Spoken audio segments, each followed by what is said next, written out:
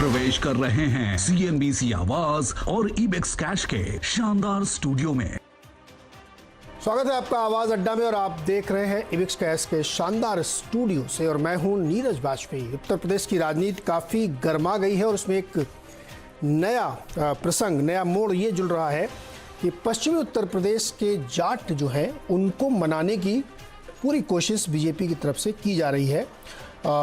अमित शाह जी ने बहुत सारे मतलब 100 से 200 से ज़्यादा जाट नेताओं से, उनके जो सांसद हैं प्रवेश वर्मा, उनके घर में मुलाकात की। उसके बाद फिर मथुरा में गए, डोर टू डोर बहुत लोगों से मिले, बातचीत की। और ये पूरी कवायद इसलिए कि जो जाट लोग हैं बहुत नाराज़ बताए जाते थे किसान आंदोलन की वजह से और तमाम चीज़ों की वजह से, तो उनको मनाने की कोशिश, क्यों कोशिश ये करनी चाहिए मनाने की एक खास वजह से, तो उसके पीछे एक संदर्भ मैं आपको बता दूं, फिर इस चर्चा की शुरुआत करूं। देखिए, उत्तर प्रदेश का जो पश्चिमी इलाका, वेस्टर्न बेल्ट है, जो गन्ना वाली पूरी बेल्ट है, इसमें जाट बहुत प्रभावी हैं और करीब करीब उस एरिया की पॉपुलेशन का 16-17% जनसंख्या है उनकी, और तकरीबन 35 सीटों में निर्णायक भूमिका है और बाकी करीब और 60-70 सीटों में बहुत प्रभावी है वो। तो उसकी वजह से सबकी नज़र उस पर रहती है कि उस एक खास वर्ग को अपनी तरफ झुका के रखा जाए। बीजेपी के लिए एक ज़रूरी ये है कि 14 से लेकर के लगातार उनके साथ जाट जुड़े रहे हैं और तमाम, अगर आप इलेक्शंस के डेटा देखें तो उसमें बड़ी मात्रा में इनके साथ वोट किए। यानी 2017 का ही अगर आप आंकड़ा देखें तो उसमें करीब 45% जाट ने बीजेपी के पक्ष में वोट किया था। इससे पहले जब 2012 में बसपा और तमाम सपा पार्टी थी तो उसमें ज़्यादातर वोट दूसरी तरफ थे, बसपा की तरफ, उन सब की तरफ थे 2007 में, 12 में। लेकिन 17 में आके स्थिति बदली। तो इस वर्ग को मना के रखना, और जाट इसलिए भी क्योंकि किसान आंदोलन की भूमिका निभाने वाले टिकैत जी मुजफ्फरनगर से बिलोंग करते हैं और वो पूरी जाट बेल्ट का इलाका है। तो क्या अमित शाह जी की इस कोशिश से मान गए हैं वो, उनकी नाराज़गी खत्म हो गई है क्या, उनकी जो मलाल थे वो खत्म हो गए क्या? क्योंकि आरएलडी वहाँ की एक जो प्रमुख पार्टी है जाट डोमिनेंस वाली, जो आरएलडी के जो इस समय जयंत चौधरी जो उसके चीफ है, अजीत सिंह के बेटे, वो लीड कर रहे हैं और उन्होंने समाजवादी पार्टी के साथ गठबंधन कर रखा है। तो उससे जो एक कॉम्बो बन रहा था, उस कॉम्बो को तोड़ने की भी कोशिश बीजेपी कर रही है और इसीलिए पूरी एक बहुत ही ज़बरदस्त मैसिव बढ़त काम किया गया है, जिसमें बीजेपी ने अपनी तरफ से एक प्रयास किया है, कह सकते हैं, या जो भी है। तो क्या इसका कोई फ़ायदा होगा? क्या जाट वोटर मान जाएंगे, वो उन गलतियों को माफ़ कर देंगे, वापस बीजेपी की तरफ आ जाएंगे? क्योंकि अब तक वो बड़े पैमाने पे वोट देते रहे हैं। तो इसी को आज समझने की कोशिश करते हैं कि क्या होगा। और याद रखिएगा 10 फरवरी को इस इलाके से चुनाव शुरू हो रहे हैं, तो बहुत करीब है और उसी को समझने की कोशिश करेंगे। हमारे साथ जो मेहमान, उनसे आपको परिचय करा दें। संजय कुमार जी हमारे साथ हैं, प्रोफेसर हैं CSDS के और जातीय जनगणना, आंकड़े, इन सबको बहुत बारीकी से समझते हैं। हर्षवर्धन त्रिपाठी हैं, वरिष्ठ पत्रकार हमारे साथ, और डॉक्टर वीरपाल सिंह है जो जाट नेता है। 3 लोगों का स्वागत है। इसके साथ अब राजनीतिक दल हमारे साथ जुड़े हुए हैं। मनीष शुक्ला हैं जो भारतीय जनता पार्टी के प्रवक्ता हैं, उनकी तरफ से बात रखेंगे। धर्मेंद्र यादव जी हैं समाजवादी पार्टी की तरफ से, उनकी बात रखेंगे। और इंद्रजीत सिंह टीटू राष्ट्रीय सचिव हैं आरएलडी के, वो अपनी बात अपनी तरफ से रखेंगे। मनीष शुक्ला जी, क्या अमित शाह जी की इस कोशिश से जाट मान जाएंगे? वो सब भूला देंगे जो आप लोगों ने उनकी बात नहीं मानी, इतने लंबे समय तक आंदोलन चला और भयानक नाराजगी है, मान जाएंगे क्या वो? देखिए नीरज जी, सबसे पहले तो ये समझना पड़ेगा कि जो चुनाव है उसका पहला और दूसरा चरण पश्चिम उत्तर प्रदेश से शुरू हो रहा है। इसलिए सारी जो एक्सरसाइज है, जो सारी बैठकें हैं, सभाएं हैं, जो भी पॉलिटिकल गतिविधियां हैं वही हो रही हैं। और पश्चिम उत्तर प्रदेश में सबसे बड़ा एयरपोर्ट भारतीय जनता पार्टी की सरकार ने दिया है, स्पोर्ट्स सिटी दिया है। मेरठ में राजा महेंद्र सिंह जी के नाम से अलीगढ़ यूनिवर्सिटी बनाई जा रही है। गन्ना किसानों का वो भुगतान जो मायावती और अखिलेश यादव के समय का था, वो भी हमने भुगतान किया, हमारी सरकार का भी भुगतान किया है। तमाम किसानों के हित के फैसले लिए हैं। तो पहले ये समझने की जरूरत है, और जो काम हमने किया उसके आधार पर हम चुनाव में जा रहे हैं। जो कवायद है ये, जिसको आप लेकर हमसे सवाल पूछ रहे हैं, 2019 के पहले भी हम लोकसभा चुनाव के पहले भी बैठे थे, सामाजिक बैठकें हमने की थी, इस समय भी हम कर रहे हैं। एक बात और जरूर मैं कहना चाहूंगा ये जो रालोद और समाजवादी पार्टी का गठबंधन है, ये कोई 2022 का गठबंधन नहीं है। 2019 में भी रालोद और समाजवादी पार्टी एक साथ थे और उनके साथ एक बड़ी पॉलिटिकल पार्टी बीएसपी थी जिसके पास 22% वोट था 2017 के विधानसभा के चुनाव में, और अखिलेश यादव के पास 21% वोट था 2017 के चुनाव में। यानी ये 3 दल लड़ रहे थे 19 में हमारे सामने, तो भी हमने उत्तर प्रदेश में करीब 300 असेंबली सेगमेंट में हम आगे थे, 63 लोकसभा हमने जीती। मनीष जी, अब आप कहानी में सुनाइए, अगर इतना ही ज्यादा कॉन्फिडेंस है अपने काम पे, जाति समीकरणों पे, और वो आपके साथ ही थे, तो फिर इतना प्रयास क्यों भाई? मैंने कहा तो नीरज जी, हाँ, 2019 के पहले हम लोग नहीं बैठे थे लोगों के साथ, हमने सभाएं नहीं की थी, हमने 2019 में नाराजगी नहीं थी ना, किसान आंदोलन थोड़ी हुआ था 2019 में। अभी हुआ है ना किसान आंदोलन, अभी नाराज हैं, अभी आप लोगों को ज्यादा चिंता हो रही है। यही तो मेरा भी सवाल है, तमाम चैनलों पे जो ये डिबेट आ रही है, हाँ। मेरा भी तो यही सवाल है। जब नाराज नहीं थे तो हम कार्यक्रम कर रहे थे तो कोई बात नहीं थी, अब हम कर रहे हैं आपके अनुसार वो नाराज है। इसलिए देखिए, अगर आप कृषि सुधार कानूनों की बात करते हैं तो प्रधानमंत्री जी ने साफ कहा कि कानून की मेरिट पे कोई संदेह नहीं है। ठीक है, लोकतंत्र में सबका मत मिलना चाहिए और एक साल में नहीं। मनीष जी देखिए जो वक्तव्य है पार्टी की ओर से, मैं पढ़ के सुना दूं क्या? जाट समुदाय के साथ बीजेपी का रिश्ता 650 साल पुराना है, जाट मुगलों से लड़े, हम भी लड़े, जाट समुदाय ने बीजेपी को झोली भर भर के वोट दिए हैं, आप हमेशा हमारे साथ रहे। ये सब बातें तब कही जाती हैं जब किसी नाराज व्यक्ति को आप मनाना चाहते हैं। सामान्य परिस्थिति में ये बातें थोड़ी कही जाती, फिर तो आप मिलने के लिए जाते, चाय पीने चले जाते, गन्ने की जूस पी के चले आते, गुड़ खा के गर्मा गर्म, ये सब थोड़ी बोला जाता है। हाँ। देखिए नीरज जी, मैं डिबेट पे सपा, कांग्रेस और इनके बातों का जवाब देने के लिए बैठा हूँ। मैं बार बार बात को रिपीट कर रहा हूँ, आपको लग रहा होगा मैं आपकी बात को काट रहा हूँ, लेकिन 19 और 17 के पहले भी इस तरह की बैठकें हमने की हैं और हम चुनाव में अपने जो काम है उसके आधार पर जाने वाले हैं। और पश्चिम उत्तर प्रदेश और पूरे उत्तर प्रदेश में विकास की एक नई भारत योगी आदित्यनाथ जी की सरकार ने लिखी, उसके आधार पर हम जाएंगे। और जिस क्षेत्र की आप बात कर रहे हैं, 2013 में वहां क्या हुआ था, ये जो सपा और आरएलडी के लोग थे उस समय कहां थे? जाति देख देख कर एफआईआर हुई थी, पूछ लेते हैं ना जो सचिन और गौरव, टीटू जी, जो सचिन और गौरव की हत्या हुई थी नीरज जी, अपनी बहन की इज्जत को बचाने के लिए उनके हत्यारे रात में गिरफ्तार हुए, आजम खान और अखिलेश यादव की इशारे पर उनको छोड़ दिया गया। ठीक है इंद्रजीत सिंह टीटू जी, 18 साल की उम्र, आप लोग की नाराजगी दूर हो गई, कोई मसला ही नहीं है? मनीष जी कह रहे हैं कोई दिक्कत नहीं है, कुछ नहीं है, ऐसे तो मिलते रहते हैं हम लोग। नीरज जी ऐसा है क्योंकि ये जुमलेबाजों की सरकार है और भाई साहब ने बहुत मीठी मीठी करके सारे गुणगान करे हैं और अपने मुंह से मियां मिट्ठू बने हैं। अच्छी बात है, पार्टी के पद पे है, पार्टी से जुड़े हुए हैं, तो इनकी ड्यूटी भी बनती है सब चीज कवर अप करना। मैं ये कह रहा हूँ, आपकी नाराजगी अगर है नहीं, आप कह रहे हो कि हम ऑन द राइट वे है, तो आपको इतनी घबराहट क्यों है? और वो घबराहट केवल 8 दिन पहले क्यों है? आपके पास तो पूरे 5 साल थे। इन्होंने 2017 में भी जब चुनाव जाने से पहले आरक्षण की बात करी थी कि जाट आरक्षण को हम दिलवाएंगे, वो ये भूल गए और 2022 तक आज हम वहीं खड़े हैं जहां से चले थे। एक बात, ये गिन्ना मिलने की पेमेंटों की बात कर रहे हैं। अरे भाई, आप जब चीनी नकद बेचते हो, अगर चीनी 1 किलो भी उठेगी किसी शुगर मिल से तो पहले ड्राफ्ट जमा होगा तब चीनी उठती है। तो आपने किसानों का पैसा दे दिया, इसमें कौन सा एहसान कर दिया? किसान को आपने 2000 में महीने का दे दिए, किसान कह रहा है मुझे आपकी इमदाद चाहिए नहीं, मुझे तो मेरी कृषि की, मेरी उपज की आप टाइम से पेमेंट कर दीजिए और ठीक मूल्य दे दीजिए। आपने 100 रुपए। टीटू जी ये बताइए कि भाई उन्होंने किसान कानून वापस ले लिए, गन्ना किसानों को इस समय करीब हमारे ख्याल में 7, 7.5, 8 हज़ार करीब बकाया होगा, ज़्यादातर पेमेंट हुआ है। और अच्छा, ऐसा नहीं कि हमेशा जीरो बैलेंस होता था, बैलेंस शीट में हमेशा आपका जो डेबिट रहता था, तो 19 में भी रहा होगा, 17 में भी रहा होगा, 14 में भी रहा होगा।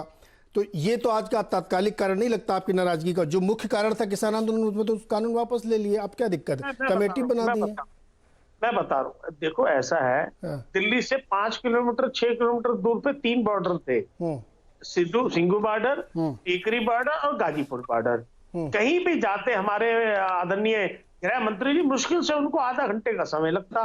एक कप चाय किसानों के साथ बैठ के कुड़कुड़ाती ठंड में और आग की तरह पड़ रही गर्मी में और ओले पड़ रहे थे बारिश के, उसके बीच में भी एक चाय का कप जाके पी आते, बात बनती मत बनती कोई बात नहीं थी, कम से कम जाते। पहली बात, 700 किसान मरे, आप किसानों में से 7 मिनट के लिए किसी भाई के साथ दुख बांटने चले जाते, किसी परिवार के सदस्य की नौकरी की बात कर लेते, जिनके परिवार का बच्चा चला गया या बाप चला गया या भाई चला गया, और किसी के मुआवजे की घोषणा कर देते, तो मैं मानता कि हम गलत ट्रैक पे और आप ठीक ट्रैक पे हैं। लेकिन उसपे तो आप लोगों का, टीटू सर, उसमें तो आप लोगों का समझौता हो गया ना, वो तो बात हो गई कि भाई सारे जो मसले आप लोगों ने तय कर लिए कि भाई इस पे हम लोग अब एक कमेटी बना लेंगे या सुलझा लेंगे, तो वो मसले तो अब रह नहीं गए। तो मेरा सिंपल सवाल है, मैं आगे बढ़ूं इससे पहले सपा के, आप लोगों की नाराजगी अभी भी है कि अब कम हो गई? क्योंकि जिस तरीके से अब जिस तरीके से जैन जी बार बार ट्वीट करके सफाई दे रहे हैं, उनको जरूरत नहीं है सफाई देने की, लेकिन वो बार बार ट्वीट, मतलब मन डोल रहा है क्या कुछ? मैं नीरज जी, एक कहावत है, जैसा ना वार फेर होगी वैसा नाच कूद होगा, जैसा आप वारफेयर करेंगे वैसा नाच कूद होगा।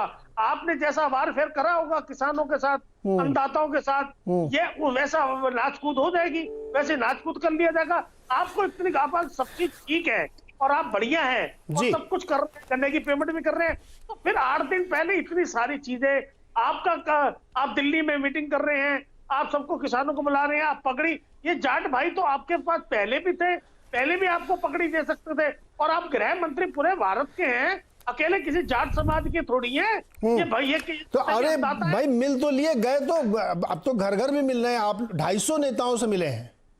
मैं कह रहा हूं कोई बात नहीं है, लेकिन मात्र 10 दिन पहले मैं कह रहा हूं क्यों है, आप इससे पहले जाते। अब ये तो मतलब 20 दिन पहले आते तो कहते मात्र 20 दिन पहले क्यों आए, उससे पहले उनके कृषि मंत्री के साथ 11 बार वार्ता हुई ना सर, वो टाइमिंग का मुझे नहीं लगता कि ये तो कहने वाली बात है। नीरज जी मैं आपकी बात करते हैं, जितने भी मेरे सम्मानित विधायक, सांसद, मंत्री बीजेपी में मलाई खा रहे हैं, इन्होंने किसी एक आदमी ने बिरादरी के नाम पर अपनी कुर्सी की कुर्बानी दी होती, ये कहता कि हमारे साथ, अरे भाई साहब होता है ना, देखिए आदमी बाजू मैं मानता हूँ सिस्टम में रह के लड़ाई जीती जा सकती है, सिस्टम से बाहर रह के थोड़ी लड़ाई जीती जा सकती है, वो तो कोई बहुत अच्छा डिसीजन नहीं होता। आपकी भी सोच हो सकती है, मैं मना नहीं कर रहा हूँ, लेकिन इस्तीफा दे देते तो उससे क्या हाल हो जाता, कुछ फर्क पड़ता क्या? जब इसका मतलब जब सुख की घड़ी हो तो आप साथ नहीं देखिए, बालियान जी आपके गाँव में तरह तरह के इलाकों में गए, उनके साथ जो भी मिसबिहेव हुआ उनको नहीं घुसने दे गया या बात नहीं की गई, लेकिन वो गए, ऐसा नहीं कि वो नहीं गए, सांसद है वो गए भी थे। डॉक्टर बीरपाल सिंह, एक और हमारे साथ जाट नेता भी है भाई, उनसे पूछ ले, बीरपाल सिंह जी नाराजगी अभी है कि खत्म हो गई? नहीं देखो, मैं पहले एसपी के नेता का प्रवक्ता का जवाब दूंगा। नहीं अभी उन्होंने कुछ बोला ही नहीं, एक मिनट, अभी तो एसपी के पास में गया नहीं, मैं तो पहले जाटलैंड के लोगों से समझना चाहता हूँ। टीटू कौन से थे ये जो बोल रहे थे अभी, ये कौन बोल रहे थे? ये टीटू जी बोल रहे थे, आरएलडी वाले। अच्छा आरएलडी वाले, ठीक है, लेकिन ये आरएलडी वालों को मैं बताना चाहूंगा 2012-17 के बीच में 13 में जो मुजफ्फरनगर में दंगे हुए, जब भी तो जाटी थे वहां जो मारे गए थे, और जिनको पकड़ के वहां उसमें थाने में बंद किया गया था, जो गांव के लोग अपने गांव को छोड़ के भाग गए थे, तब कहां गए थे? आज ये किसानों के इतने पीछे, इतने प्यारे हो रहे किसान लोग। भाई किसान लोग तो उस दिन भी थे, आज भी बेचारे किसान ही है। किसान तो इतना भोला भाला है, आपको जो उसको बहकाता है उसी के बहका में आ जाता है। उसको चाहिए क्या? अपनी फसल का उचित दाम, अपने खेत में समय पर सिंचाई, और बाकी ये छोटी मोटी सुविधा जो है, बाकी किसान को कोई ज्यादा लेना देना नहीं है। लेकिन इन लोगों को आज ये इतने याद क्यों आ रहे हैं किसान लोग? इनको डर लग रहा है। देखो मैं बताता हूँ, 2019 में जब इनको केवल 3 सीट दी थी, मुश्किल थे, इवन मैं खुद मिला था, मैं नाम नहीं लेना चाहूंगा, मैंने कहा था, मैं कहा 3 सीट क्यों ले रहे हैं आप 20 सीट मांगे, लेकिन उस समय भी इनको भीख मांगने पर 3 सीट दी थी इन्होंने, जबकि ये आज समाजवादी के इतने फेवर में आ रहे हैं। भाई वो भी कह रहे हैं, देखो गृह मंत्री भी कह रहे हैं कि हम तैयार थे आपके साथ मिलने के लिए, लेकिन आपने बात नहीं करी, वो अलग बात है। लेकिन मैं ये कहना चाहूंगा आपको कि किसान लोग ठीक है, एंटी इनकम्बेंसी थी, लेकिन इतनी नहीं थी जितना लोगों ने ढोल पीट कह के, भाई किसान वहां, किसान ये, और ये आरएलडी पहुंच गए वहां गाजीपुर बॉर्डर पे, और इधर उधर ये, मतलब इन्होंने अपना जो प्यार दिखा किसान के प्रति, वो कुछ ना दिखाने के प्रति है। इनको मालूम होना चाहिए। बीरपाल जी नाराजगी अभी है कि खत्म हो गई? ये मैं तो ये जानने में दिलचस्पी कर रहा हूँ, है अभी? कोई खास कोई खास नाराजगी नहीं है। अब जब किसान भाई सब साथ हैं, पहले भी थे आज भी हैं। अब देख लेना और ये 10 तारीख में जिस दिन बक्से खुलेंगे ना, आप देखना किसान भाई कितने वोट देंगे। आप आज बता रहे हैं हम आपको, किसान भाई खुश हैं, बिल्कुल। किस बात से खुश है किसान भाई? कि आप उनको गृह मंत्री ने अपने पास बुलाया है, उनसे बात करी है, जा के भी करी है, एक कैराना में भी वो गए हैं, डोर टू डोर, जैसे आप बता रहे डोर टू डोर भी वो जा रहे हैं। तो ऐसा नहीं, तो देखो मैं फिर कह रहा हूं आपको, एंटी इनकम्बेंसी थी पहले, थी जरूर, अब खत्म हो गई, अब मतलब 90% खत्म हो रही। गजब है, तो बड़ी जल्दी जल्दी खत्म हो रही। धर्मेंद्र सिंह जी, धर्मेंद्र यादव जी, भाई देखिए ये आपका जो गठबंधन है उसमें सेंध लगाने की कोशिश है। जाट नेता भी बैठ के बात कर रहे हैं, टीटू जी से भी हमने पूछा, तो जो मैं समझ पा रहा हूँ कि इशू थोड़ा ईगो और इमोशनल वाला था। वो कह रहे बात नहीं की हमसे, वो कह रहे ले कर ली बात। बताइए नीरज जी, भारतीय जनता पार्टी की प्रॉब्लम सबसे बड़ी ये है कि अगर सामाजिक सौहार्द बढ़े, समता मूलक समाज का गठन हो, ये सबसे बड़ी इनके लिए समस्या का विषय बन जाता है। अगर सपा रैली का गठबंधन है उसमें इनकी क्या समस्या हो रही है? आप मुझे बता दीजिए कि आप जैसे किसी भी चीज की नाराजगी जो उच्चतम स्तर पर होती है, कोई भी नाराजगी वो कैसे हो सकती है? उदाहरण लेके बता रहा हूँ, हो सकता है पैनल को भी ज्यादा समझ में आ जाए, जनता भी समझ जाएगी।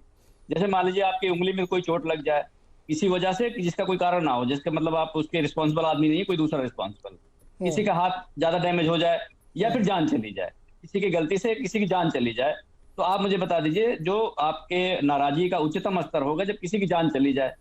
मैं सारी चीजों को एक तरफ छोड़ देता हूं कि भाई आपने किसान बिल क्या लाए, किसान बिल में क्या था, बहुत बढ़िया था, खराब था, उन सबको छोड़ दो। लेकिन जो 750 किसानों की शहादत हुई है उसके लिए जिम्मेदार कौन है? आप मुझे बता दीजिए। उसके लिए क्या भारत सरकार जिम्मेदार नहीं है? उसको जिम्मेदारी नहीं लेनी चाहिए? देश के प्रधानमंत्री, देश के गृह मंत्री जो एक एक्ट्रेस के अंगूठा मुड़ जाने पर बहुत ज्यादा चिंतित हो जाते हैं, इस देश के अन्नदाता के शहादत पर क्या एक मतलब मैसेज नहीं कन्वे कर सकते थे? एक फोन कॉल पे दूर थे। तो दिक्कत इस बात की है कि अगर आपको किसानों का साथ चाहिए तो आप उनके भाई, अपना भाई बता रहे हो। आप जब किसानों का शोषण करना होगा, अब एक एक करके मैं शोषण बता देता हूँ। गन्ना भुगतान की बात 2017 में भी की थी, जब आज तक गन्ना भुगतान 4000 करोड़ का नहीं हुआ, उसको लोग कैसे मान लेंगे? अभी जो RLD के सचिव साहब बता रहे थे, जब आप चीनी बेचते हैं, 1 किलो चीनी भी अगर मिल से निकलती है उसका भुगतान लेती है, तो जो 4000 करोड़ रुपया आपका रखा हुआ है चीनी मिलों के पास, वो पैसा है, उसका ब्याज कौन खा रहा है? क्या सरकार अंधी है, इस बात को नहीं जानती है? किसानों का जो बीज खरीद के लाता है किसान, या किसान जो कोई क्रेडिट कार्ड KCC से अपना लोन लेता है या कोई और लोन लेता है, उसको तो ब्याज देता है ना किसान। तो जब किसान वहां दे रहा है अपना काम करने के लिए, तो जिसका अपना पैसा है उस पर कोई बात ही नहीं होती है। यही अमित शाह जी हैं जिन्होंने कहा था कि अगर 14 दिनों के अंदर गन्ना का भुगतान नहीं होगा तो हम उसमें ब्याज देंगे। अब मूलधन ही भुगतान नहीं हो पाया, ब्याज की बात तो बहुत दूर चली गई। अब जब दूसरी बात आप जाके यही बात बोलोगे तो ये बात लोग कैसे मान लेंगे, मुझे बता दीजिए।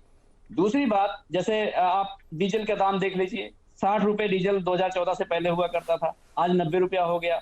इसके बाद आप यूरिया खाद देख लीजिए, यूरिया खाद में 50 किलो की बोरी आती थी, 45 किलो कर दिया भाई। आखिर किसान को आप इतना मतलब ऐसा क्यों समझ रहे हैं कि क्या कोई बाहर के लोग हैं ये? कभी आप खालिस्तानी कह देते हो, कभी आप आतंकवादी कह देते हो, जब चुनाव आता है तो भाई बोल देते हो। तो ये सारी चीजें विरोधाभासी हैं। देखिए, काठ की हांडी नीरज जी बार बार नहीं चढ़ती। अरे भाई, वो जो जनता लोग बैठे हैं, इतना डीप तो उन्होंने एनालिसिस नहीं किया टीटू जी ने जितना आपने कर डाला। आप मुझे ऐसा, मेरी जानकारी के लिए, एक मिनट धर्मेंद्र जी, मेरी जानकारी के लिए, मेरे दर्शकों की जानकारी के लिए, 2002 से लेके 2022 जनवरी तक का कोई ऐसा वर्ष बताइए जब गन्ना का डेबिट जीरो रहा हो।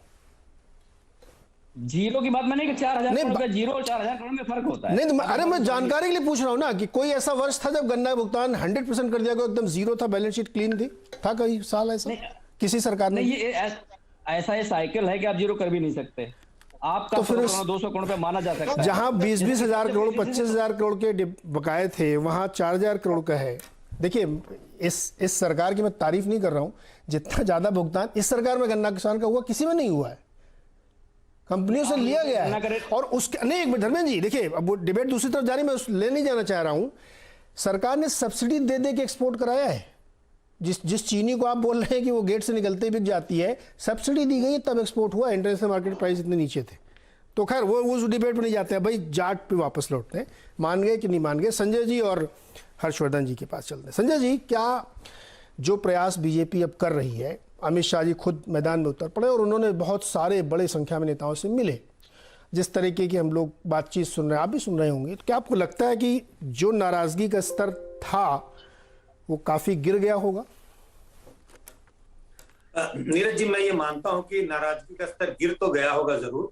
अब ये आपने एक शब्द इस्तेमाल कर लिया, काफी गिर गया होगा। काफी पर मैं अभी भी प्रश्न चिन्ह लगाता हूं कि काफी गिरा या नहीं गिरा। लेकिन देखिए, कोई व्यक्ति किसी से कितना भी नाराज हो जाए, जब वो उसके व्यक्ति के घर पहुंच जाता है, और ये आम परिवारों में होता है, समाज में होता है, हम किसी से कितने भी नाराज हो, जैसे ही कोई व्यक्ति हमारे घर आ जाता है और अपनी गलतियों के बारे में अगर कोई थोड़ा जिक्र भी कर दे, तो हम थोड़े मेलो डाउन हो जाते हैं, हम थोड़े नर्म पड़ जाते हैं। मुझे लगता है यही प्रयास गृह मंत्री अमित शाह जी द्वारा किया जा रहा है, और इसका कुछ ना कुछ तो जरूर असर पड़ेगा। मैं ये नहीं मानता कि असर नहीं पड़ेगा। जाटों के बीच में जो नाराजगी बीजेपी के प्रति आज से 2-3 महीने पहले दिखाई पड़ती थी, जब कृषि कानून वापस नहीं लिए गए थे, उससे अब तक में बहुत फर्क आ चुका है।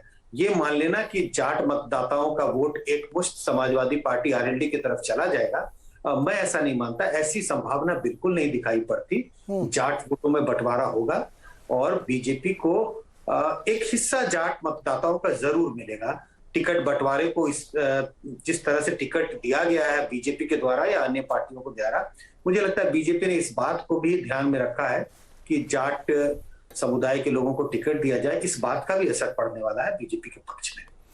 तो क्या ये जो पिछली बार इनको 45% वोट मिले थे, कुल जाट मतदाता जितने वहां पे है, तो नाराजगी की वजह से थोड़े कम हो रहे होंगे, तो अब कितना कम हो जाए? मतलब उससे मैं ये जानने की कोशिश कर रहा हूं कि जो इक्वेशन आरएलडी और सपा ने बनाया है, उस पे उनको बहुत लाभ होने की स्थिति अब बिगड़ रही है क्या? क्योंकि बहुत थोड़े मार्जिन पे तो खेल बदल जाता है। नहीं, बिल्कुल थोड़े मार्जिन पे खेल बदल जाता है। अगर मैं एक उदाहरण देने की कोशिश करूं कि अगर 100 जाट मतदाता है तो उनका वोट किस तरह से बढ़ता हुआ मुझे ऐसा दिख रहा है। मुझे लगता है कि 100 में से तकरीबन 35-37 तो बीजेपी के साथ जाएंगे, 30 से 35 के बीच में बीजेपी की तरफ रहेगा, 50 के तकरीबन 45-50 आरएलडी समाजवादी पार्टी गठबंधन के पास होगा, और बाकी कुछ तो वोट हमेशा बिखरा हुआ रहता है, और बाकी जो वोट रहेंगे वो बिखरे हुए रहेंगे। तो अभी मुझे लगता है कि एज जाट मतदाताओं में समाजवादी पार्टी आरएलडी के कैंडिडेट्स को है, लेकिन इतना नहीं है जितना वो उम्मीद कर रहे हैं, या इतना नहीं है जिससे बीजेपी का बिल्कुल सुपड़ा साफ हो जाए वेस्टर्न यूपी में। ऐसी स्थिति मुझे नहीं दिखाई पड़ती। ओके, और अभी तो चुनाव कुछ समय बाकी है। हर्षवर्धन त्रिपाठी, क्या जो एसपी आरएलडी का जाट और मुसलमान कॉम्बो बनाने का दांव था, टिकट वितरण में साफ दिखा है, एक उम्मीदवार बदलना भी पड़ा था, और एक और बड़े किसान नेता पुष्पेंद्र सिंह चौहान से बातचीत में ही पता चला कि जाटों के अंदर इस बात की बड़ी नाराजगी है कि टिकट वितरण ठीक से नहीं किया गया है, ज्यादा टिकट उधर देने की कोशिश, तो एक बदलना पड़ा। तो क्या ये जो समीकरण बनाने की कोशिश कर रही थी समाजवादी पार्टी, इस पर असर पड़ रहा है? देखिए नीरज जी, सबसे जो महत्वपूर्ण बात है जहां से अभी की चर्चा शुरू करनी चाहिए, और वो इसलिए शुरू करना चाहिए कि गृह मंत्री अमित शाह जो डोर टू डोर कैंपेन हो या फिर जाट नेताओं के साथ अलग अलग जगहों पर, उसमें एक प्रवेश सिंह वर्मा है, अलग अलग जगहों पर मुलाकात हो, उसको फ्रंट से लीड कर रहे हैं। अब अमित शाह का चेहरा अगर हम देखते हैं तो पूरे के पूरे किसान आंदोलन में, जैसे ये कोई भी किसान नेता कह देता है, राजनीतिक तौर पर तो और आसान हो जाता है कि 700 किसान शहीद हो गए, कोई भूल जाता है तो 800 बोल देता है, कोई भूल जाता है तो 900 बोल देता है, लेकिन 700 पे सबको सहमति बन गई है।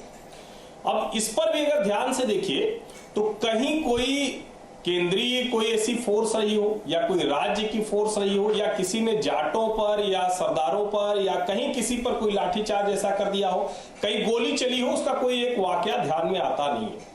तो ये जो शहादत वाला है दरअसल जाट लैंड में कहीं काम नहीं करता है, क्योंकि जो इस राजनीति को करने वाले लोग थे उनके ध्यान से उतर जाता है कि इधर के लोग तो उसमें है ही नहीं, नंबर 1। नंबर 2, जिस अमित शाह के ऊपर ये पूरी जिम्मेदारी थी और जिसके लिए ये बार बार कहा गया कि वो अमित शाह कहां गायब हो गया, वो वाला अमित शाह कहां गायब हो गया जो जिसने 370 हटा दिया, चूं तक नहीं बोला कोई, वो अमित शाह कहां गायब हो गया जिसके सामने लगता था कि कुछ भी वो ध्वस्त कर देता है, वो अमित शाह जाटों पर लाठी क्यों नहीं चला पाया। ये बार बार ये सवाल पूछा जा रहा है कि जाटों पर सरदारों पर लाठी क्यों नहीं चली, जबकि इतनी अराजकता हुई, लाल किला तो सबने देखा था, लेकिन फिर भी क्यों नहीं। तीसरी जो महत्वपूर्ण बात है जिसको हम कह रहे हैं कि जब अमित शाह लीड कर रहे हैं तो उनके साथ कौन है, उनके साथ कोई नया नेता नहीं है, उनके साथ वही पुराने लोग हैं, वही उमेश मलिक हैं, वही डॉक्टर संजीव बालियान है, वही वहां के जो क्षेत्रीय प्रभारी हैं, क्षेत्रीय लोग हैं, और सब के सब जाट हैं।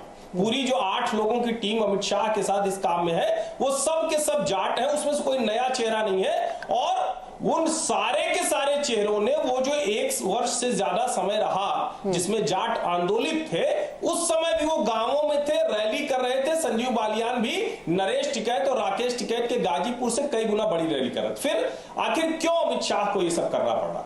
इसलिए करना पड़ रहा है क्योंकि जाट बड़ा सेंटिमेंटल है, बड़ा एकदम रेजिमेंटेड रहता है, और कोई कुछ भी कह ले, चौधरी साहब से बड़ा नेता कोई नहीं है। चौधरी साहब मतलब मैं चरण सिंह की बात कर रहा हूं, ना तो चौधरी अजीत सिंह की बात कर रहा हूं, ना जयंत चौधरी की बात कर रहा हूं। और उस विरासत को लेकर लोग वहां भावुक है, एक बड़ा वर्ग है जो भावुक है, और भारतीय जनता पार्टी और अमित शाह को लगता है कि उनकी भावनाओं को अगर जरा सा भी ठेस पहुंची है, जो कि है, जो निश्चित तौर पर पहुंची है आंदोलन के दौरान, तो उसको हम कैसे मरहम लगाएं। और जब अमित शाह जैसा नेता, जिसका अभी वाला वीडियो ऑडियो तो नहीं सुनाई दिया लोगों को, लेकिन 17 वाला ऑडियो तो सबको ध्यान में होगा कि हम और आप एक ही जैसे हैं, मैं भी सब मुंह पे बोलता हूं, वो निश्चित तौर पर मुझे लगता है कि खाई बहुत कम कर रहा है। और मैं निजी तौर पर जो देखता हूं, मुजफ्फरनगर आज तक सांसद बना ही नहीं जाटों का जब भाजपा ने टिकट न दिया।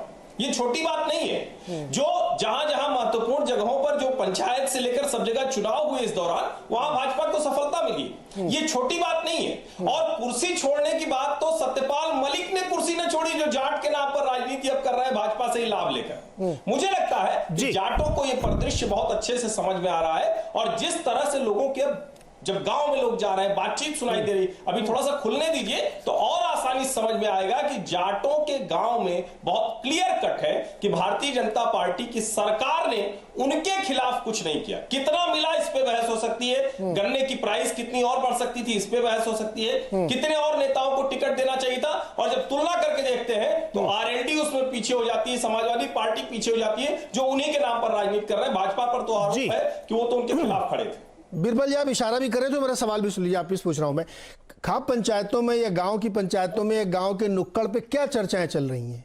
ये जो नए तरीके के समीकरण बनते हुए दिख रहे हैं या नए विषय सामने आ रहे हैं? नीरज जी, मैं आपको बताना चाहूंगा, मैं पश्चिमी उत्तर प्रदेश से बिलोंग करता हूं, शामली से ही, और वहीं का रहने वाला हूं। मुझे एक एक रग रग का हर तरह से पता है। जैसे कि मैंने बताया, जैसे भाई बोल भी रहे थे, ये बात जैसे मैंने शुरू में ही कहा था कि एंटी इनकम्बेंसी थी, इसमें कोई शक नहीं है। लेकिन धीरे धीरे जैसे जैसे नजदीक आते जा रहे चुनाव, और जैसे जैसे गृह मंत्री ने किसान भाइयों को बुलाया और उनसे बातें करी और उनके घर घर पहुंच रहे हैं, उनसे पहले से जैसे बता रहे 8 महीने से जुड़े हुए थे, बिल्कुल इसमें कोई शक नहीं। तो धीरे धीरे वो सब डाउन हो रही है, एंटी इनकम्बेंसी, और लोग बीजेपी से जुड़ते जा रहे हैं। और ये भी देख लेना। हाँ, नहीं बिरबल जी, बड़ा महत्वपूर्ण सवाल है। ऐसा क्या चेंज हो गया केवल अमित शाह जी के जाने से? ये बहुत असर डालता है कि गृह मंत्री जी मिलने आए तो लोगों ने अपनी नाराजगी खत्म कर दी, चलिए गिला शिकवा खत्म, ये रीजन है या कोई और बात है? क्यों मतलब ये खत्म हो रहा है? आप करें एंटी खत्म होती जा रही, क्यों? आरएलडी और एसपी का कोलिशन है, मतलब गठबंधन है, तो आपको मालूम है। हाँ। लेकिन 2013 का जो वो मुजफ्फरनगर का कांड है, वो भी जाट किसानों को याद है।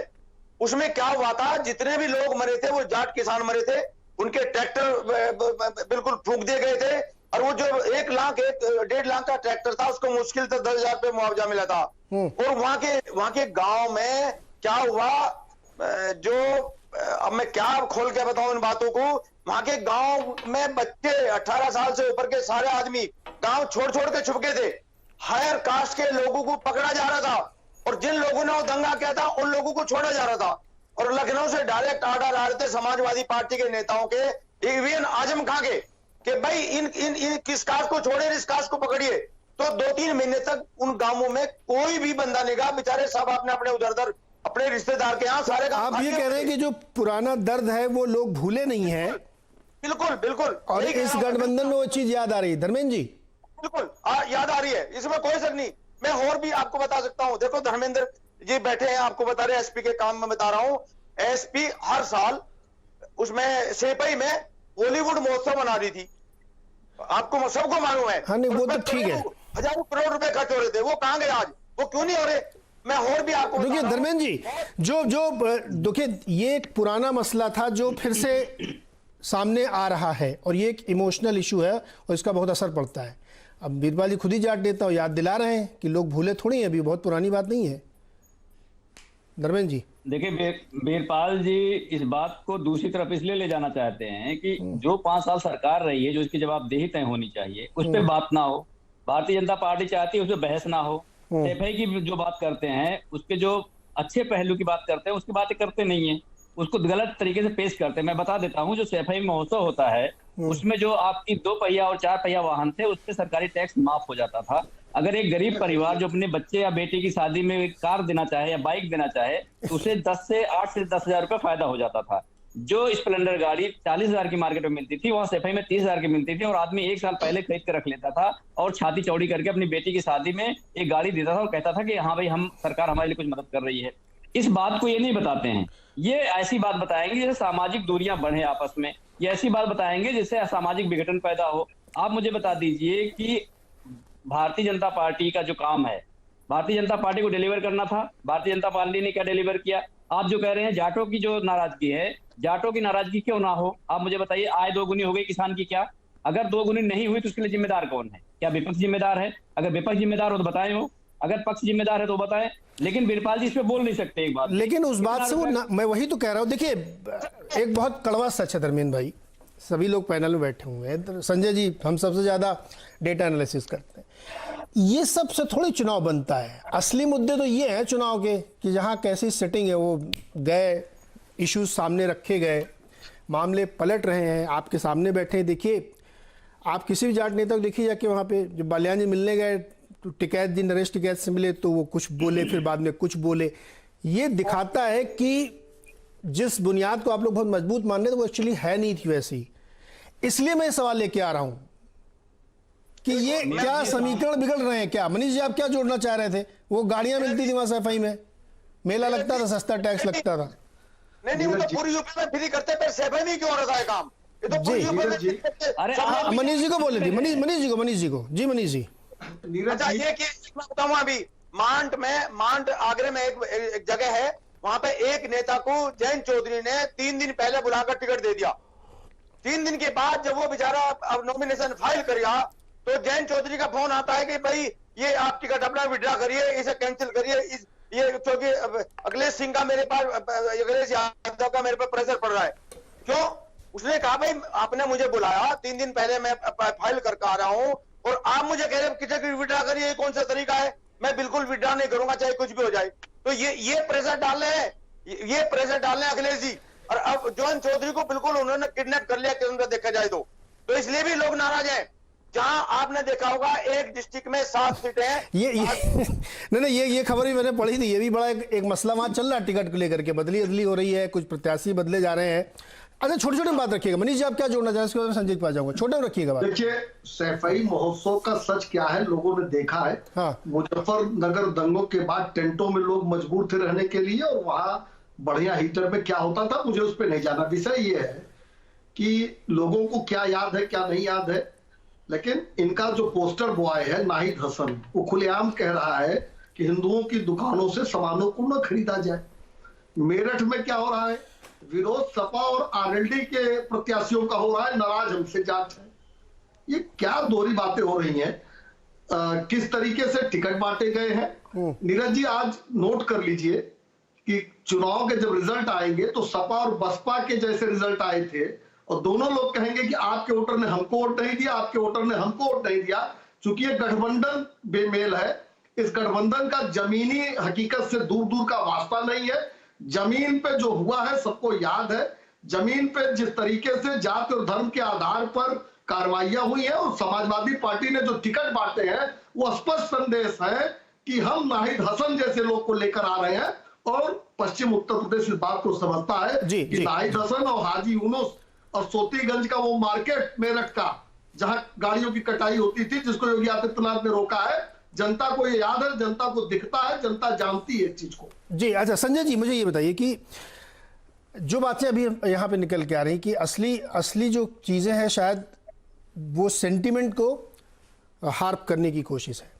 हिंदू मुसलमान, मुजफ्फरनगर वाला दंगा, और ये दिख रहा है वहाँ पे खबरें जिस तरह की आती है, जिस तरह के हम लोग लोगों से वहाँ बात करो कि आपस में भी बहुत ज़्यादा तकरार है, छोटा भाई बड़ा भाई कहाँ से कौन लड़ेगा इसको लेकर के है। तो क्या ये जो कोशिश है इसमें वोट ट्रांसफर में दिक्कत आ रही है कि जाट का ट्रांसफर लेना बड़ा मुश्किल है, भले ही आप आरएलडी से टाई अप करके बैठे हैं? नहीं नीरज जी, मैं जो सारी बातों को सुन रहा हूं, मैं देख रहा हूं कि 2 लेवल पे चल रही हैं चीजें। एक तो जो तात्कालिक समस्या या तात्कालिक नाराजगी जाटों के बीच में दिखाई पड़ती है बीजेपी के खिलाफ, और वो कृषि कानून को लेकर के है, वो बैठे रहे और उनसे गृह मंत्री नहीं मिले, प्रधानमंत्री नहीं मिले, ये सब चीजों से लेकर नाराजगी है, और ये एक लार्जर नाराजगी मतलब दिखाई पड़ती है। लेकिन दूसरी नाराजगी जो जिस बात का जिक्र हो रहा है वो दंगों का जिक्र हो रहा है, 2013-14 का जिक्र हो रहा है, जो बहुत लोकलाइज्ड है, वो गांव-गांव की बात हो रही है, परिवार की बात हो रही है। अब सवाल यह है कि क्या पुराने जो जख्म है उसको वो कितने हरे हो जाएंगे। लेकिन मुझे लगता है जो पुराने जो जख्म हैं उन्होंने घाव बहुत गहरे दिए हैं, परिवार के लोग मरे हैं, और वो लोग मरे हैं सिर्फ कोई प्राकृतिक आपदा से नहीं मरे, वो राइट्स हुए और तमाम तरह की जो चीजें हुई। तो मुझे लगता है कि अगर उसको बीजेपी बार बार उन बातों का जिक्र जैसे किया जा रहा है तो वो जख्म अगर हरे हो गए तो बीजेपी के पक्ष में जाट वोट और जाता हुआ दिखाई पड़ेगा, और समाजवादी पार्टी आरएलडी गठबंधन को नुकसान हो सकता है। और मैं देख रहा हूं अलग अलग प्लेटफॉर्म पर अलग अलग ये जो विचार विमर्श चल रहे हैं उसमें इस बात की पुरजोर कोशिश की जा रही है, जाट मतदाताओं को यह याद दिलाया जा रहा है, हिस्ट्री में ले जाया जा रहा है, इतिहास में ले जाया जा रहा है, और इतिहास बहुत लंबे इतिहास की भी चर्चा हो रही है, और वो इतिहास जो 5, 7, 10 साल पुराना इतिहास है जिस वक्त समाजवादी पार्टी की सरकार होती थी। तो ये निश्चित है नीरज जी की एक तरफा वोट नहीं जा रहा है, आरएलडी समाजवादी पार्टी के पक्ष में एक तरफा वोट नहीं जा रहा है, न ही बीजेपी के पक्ष में एक तरफा वोट है, जैसा 2019 या 2017 में बड़ा हिस्सा उनकी तरफ गया था। वोट का बंटवारा हो रहा है। अब उसमें अभी मुझे लगता है अभी तक आरएलडी समाजवादी पार्टी के पक्ष में थोड़ा झुका हुआ दिखता है। आने वाले समय में जिस तरह से कैंपेन हो रहा है मुझे कोई आश्चर्य नहीं होगा कि इनकी नाराजगी और कम हो जाए और इनका झुकाव थोड़ा बीजेपी की तरफ और हो जाए। ओके सर, एक छोटा सा ब्रेक लेना मुझे, ब्रेक से लौट के आते हैं तो टीटू जी के पास, हर्षवर्धन जी के पास दोबारा आते हैं, और महत्वपूर्ण सवाल यही है, दोबारा इसको और दूसरे एंगल से समझने की कोशिश करेंगे कि जैसे एक बात अभी संजय जी ने कही, बहुत इंपॉर्टेंट बात है, उसको समझना चाहिए कि पुरानी बातें निकल के आ रही हैं। तो अगर आप पिछले कुछ समय से देखें या लंबे समय से भी देख लें तो पहचान की ही तो सारी लड़ाई है। इशू तो अपनी आइडेंटिटी का है। अब वो आइडेंटिटी को आप किस चीज़ से कॉन्टेक्चुअलाइज करते हैं, किस चीज़ से आप उसको रिलेट करते हैं, ये महत्वपूर्ण है, और इसी को तमाम दल हार्प करने की कोशिश कर रहे हैं। ब्रेक के बाद थोड़ा इसको भी समझने की कोशिश करेंगे।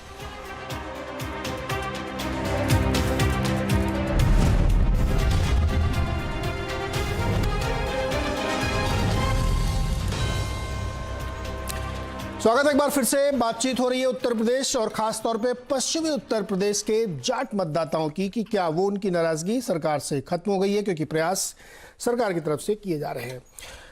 टीटू जी ये बताइए कि एक बात ये भी कही गई मुलाकातों के बाद कि प्रवेश वर्मा जी ने कहा कि जैन जी तो घर के आदमी हैं, कोई दिक्कत नहीं, गलत घर में चले गए हैं, वो कभी भी लौट के आ सकते हैं, चुनाव के बाद भी आ सकते हैं, वो उनका जब मन बदले वो तब आ सकते हैं। कैसे समझे इसको, मन बदल नहीं जाएगा आपका चुनाव के बाद? देखिए मैं ये कह रहा हूँ, ये अगले 8-10 तारीख तक बड़ा सेंसिटिव समय है, हमें बड़े फूक के कदम रखना है। ये कब लोग दोबारा गणेश जी को दूध पिला दे हमें नहीं पता, लेकिन मैं कहना चाह रहा हूँ कि आपको पूरी फुल मैंडेट की सरकार दी, 300 से ऊपर से सीटें दी, 5 साल आपके पास कार्यकाल रहा, आप अपने जनता के बीच में अपने कार्यकाल की उपलब्धियों को लेकर जाए, आप अपने गुणों को गिरा के जाए। आप ये क्यों जा रहे हैं कि 2013 में दंगे हुए थे, 2000 ये हुआ था, अब ये उधर चले गए? मैं कह रहा हूँ इतना बड़ा मैंडेट, आप अगर आपकी सरकार बैसाखियों की सरकार होती, आपको बैसाखियों से चलना पड़ रहा होता और आप कुछ काम नहीं कर पा रहे होते, आपने, फिर तो मुझे समझ आता है, आपने विशेष जातियों पर क्या नाम तुम्हारा करण के कानून व्यवस्था को लागू करके आपने कह दिया हमने कानून व्यवस्था बहुत बड़ी कर दी है। आप देखिए आज की तारीख में महंगाई कहीं मुद्दा नजर नहीं आ रहा, डीजल पेट्रोल 100 रुपए बिक गया, उसका कहीं मुद्दा नजर नहीं आ रहा, खाने के तेल की कीमत कहाँ चली गई? अरे भाई मेरे, आप छात्रों के ऊपर लाठी चला रहे हैं, आप पर्चे लीक करा देते हैं, बेचारा फार्म के पैसे भरते भरते और ट्रैवलिंग करते करते बच्चा।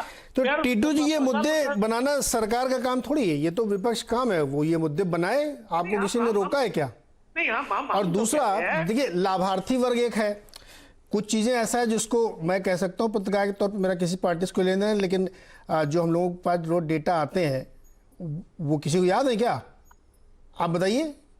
मैं देखो, मैं नीरज जी ये कहना चाह रहा हूँ कि आपने इन मुद्दों पे बात क्यों नहीं कर रहे? आप महंगाई की बात क्यों नहीं कर रहे? खाद तेल 200 रुपए हो गया, दालों के रेट क्या हो गए? मैं कह रहा हूँ ये भी तो हमारा, देखो, सुरक्षा, शिक्षा और स्वास्थ्य आपने अच्छा, मैं आपकी बात मान लिया। मुझे टीटू जी ये बताइए कि जयंत चौधरी जी ने पिछले 5 साल में महंगाई को लेकर के कितनी बार सम्मेलन किया, रैलियां की, धरने करे, प्रदर्शन कितने, कहाँ किए भाई? कहाँ नजर नहीं? किसान आंदोलन किए, नजर कैसे नहीं आ रहे? हम लोग दिन भर वही तो दिखाते हैं, और क्या दिखाते हैं?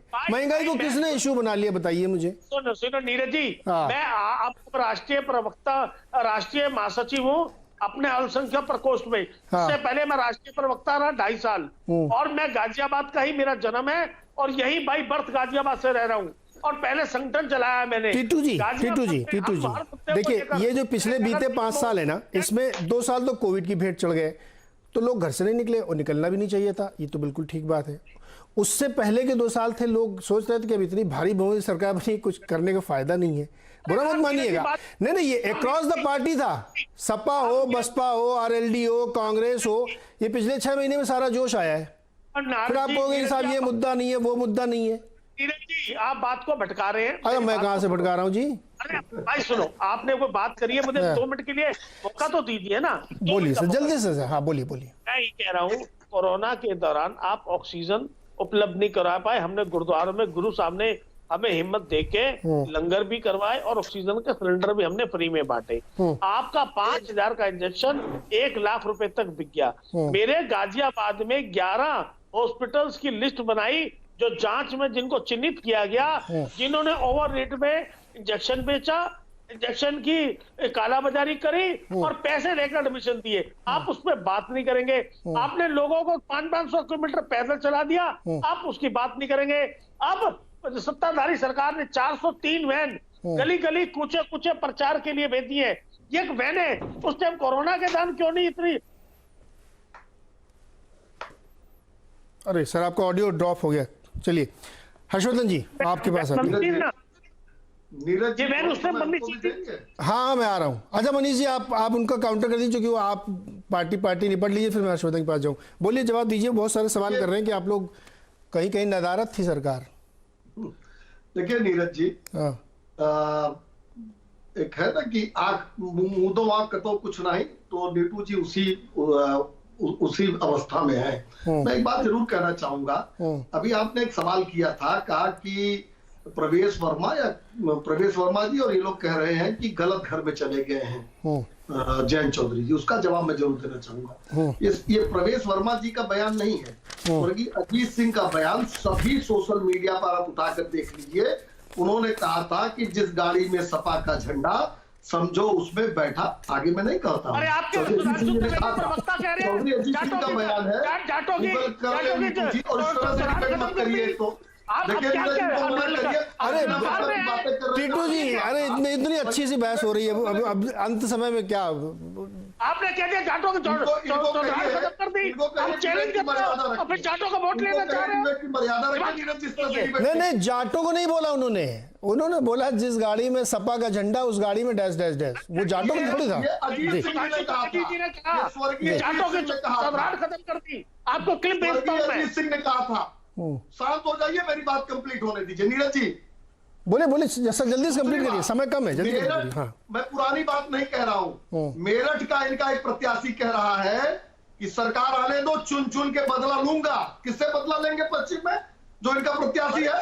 और नाहिद हसन का ये जो वीडियो आज अपना काम करेगा। जी अब प्लीज आप दोनों लोग रुकिए, मुझे हर्षवर्धन के पास जाने। हर्षवर्धन जी, अब ये बात नीरज जी नहीं ठीक है। नीरज जी, ये डिबेट में इस तरह से लोग ऑब्जेक्ट बीच में बोले और आप भी चले जाए दूसरे पे, भी बात ठीक नहीं। नहीं देखिए क्या होता है जब दोनों लोग आपस में बोलते हैं फिर सुनाई नहीं देता किसी को, दर्शकों को पता नहीं चलता कि कौन क्या बोल रहा है। बातें कर रहे थे, आपने पूरा मौका दिया उनको। नहीं आपने अपनी बात रखी कि मेरठ के प्रत्याशी ने कहा है कि चुन चुन के बदला लूंगा, आपने कह दिया ना, लोगों ने सुन लिया इसको। हर्षवर्धन जी, आइडेंटिटी पॉलिटिक्स महत्वपूर्ण है और उसी के इर्द गिर्द ये चलेगी, और इसमें मुझे कोई नाजायज भी नहीं लगता, क्योंकि जिस तरीके से उत्तर प्रदेश में हो रहा है 2% 3%, किसी के पास 10,000 वोट भी है ना तो वो भी दावेदारी ठोक रहा है कि मुझे भी कुछ चाहिए, तो फिर आइडेंटिटी पॉलिटिक्स तो होगी ना। नहीं, निश्चित तौर पर होगी। और मुझे लगता है कि जब हम यहाँ बात कर रहे हैं तो कई बार इसको ऐसे पेश किया जाता है, हम लोग भी पत्रकार भी बात करते हुए ऐसे कहते हैं कि देखिए भारतीय जनता पार्टी वो हिंदू मतों का ध्रुवीकरण कर रही है, वो चाहती है कि मुसलमान के सामने सब एक हो जाएं, सारे हिंदू एक हो जाएं। लेकिन हम लोग शायद इस तरह से कभी बात नहीं करते कि ये जो पूरा गठजोड़ बना है ये कह रहा है कि मुसलमान और जाट का समीकरण है वो पैदा हो गया है। तो ये जब मुसलमान और जाट का समीकरण पैदा होगा तो कैसे बात नहीं होगी उसकी। और इस विशेष करके इस समय में मैंने जो पहली टिप्पणी में भी कहा था, दोबारा उसको ध्यान दिलाता हूं, लोगों को ध्यान में आए, उत्तर प्रदेश के मेरठ से दिल्ली से 14 लेन का एक्सप्रेसवे जुड़ गया है। वो सबसे ज्यादा लाभ किसको दे रहा है? अगर कहना चाह रहा हूं तो वो सबसे ज्यादा लाभ किसको दे रहा है? और एक बात बहुत स्पष्ट समझिए, जाटों के घरों के बच्चों की महत्वाकांक्षाएं बढ़ी हैं, उनके एस्पिरेशंस बढ़े हैं, और उनको लग रहा है कि इस सरकार में बिना बर्बाद हुए, क्योंकि वरना तो पीढ़ी की पीढ़ी बर्बाद हो गई और उनके घरों के बच्चे हाई स्कूल इंटर नहीं पास हो पाए, उनके घरों के बच्चे सिपाही की नौकरी से आगे नहीं बढ़ पाए। मुझे लगता है कि बहुत से ऐसे मुद्दे हैं जो वहां नहीं दिख रहे हैं, और पश्चिमी उत्तर प्रदेश में कानून व्यवस्था का मुद्दा, अभी तो एक पत्रकार को पीट पीट कर मार डाला सहारनपुर में। मुझे लगता है कि ये मुद्दे चुनाव आते ज्यादा बड़े होने वाले हैं और मत का आधार भी वो बनने वाला है। जी, समय एकदम समाप्त हो गया है, मैं शो को रैप करूंगा, लेकिन बड़ा दिलचस्प बनता जा रहा है चुनाव, क्योंकि पिछले 2-3 दिनों की घटनाओं से वेस्टर्न यूपी में बड़ा उथल पुथल सा है। अब आगे नतीजे क्या होंगे हम लोग देखेंगे, लेकिन दिलचस्प राजनीति बनती जा रही है। आइडेंटिटी पॉलिटिक्स है, लाभार्थी वर्ग है, काम की गिनाए जा रहे हैं और कई तरीके के नैरेटिव्स भी बन रहे हैं। देखते हैं कि वोट में क्या परिवर्तित होता है। बहुत बहुत शुक्रिया हमारे साथ जुड़ने के लिए। देखते रहिए CNBC आवाज़।